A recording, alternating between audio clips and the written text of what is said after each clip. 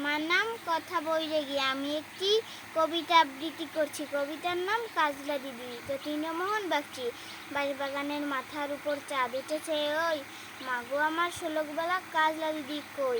পুকুর ধারে নেবুর তলে থোকায় থোকায় জোনাই জলে, ফুলের গন্ধে ঘুম আসে না তাই তো জেগে রই, মাগো আমার কোলের কাছে কাজলা দিদি কই। সেদিন হতে দিদিকে বাই কেনই বা না ডাকো, দিদির কথায় আঁচল দিয়ে মুখ চিরে কেন ঢাকো। খাবার খেতে আমি যখন দিদি বলে ডাকি তখন ও ঘর থেকে কেন মার দিদি এসে নাকো।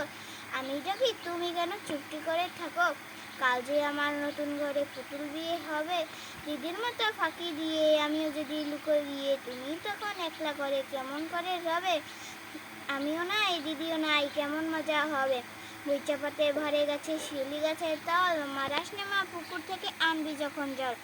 ডালিম গাছের ডালের ফাঁকে বুলবুলিটি লুকিয়ে থাকে, দিশনা তারে ছিঁড়তে গিয়ে ফল।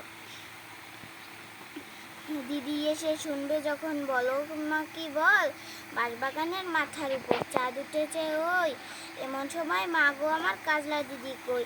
বেড়ার ধারে বেড়ার ধারে বেড়ার ধারে পুকুর পাড়ে ঝিঝি ডাকে ঝোপে ঝাড়ে, নেবুর গন্ধে ঘুম আসে না তাই তো জেগে রই, রাত হলো যে মা গো আমার কাজলা দিদি কই। ধন্যবাদ ধন্যবাদ কথা বৈরাগীকে। তুমি অনেক বড় হও, মানুষের মতো মানুষ হও, ভালো থেকো।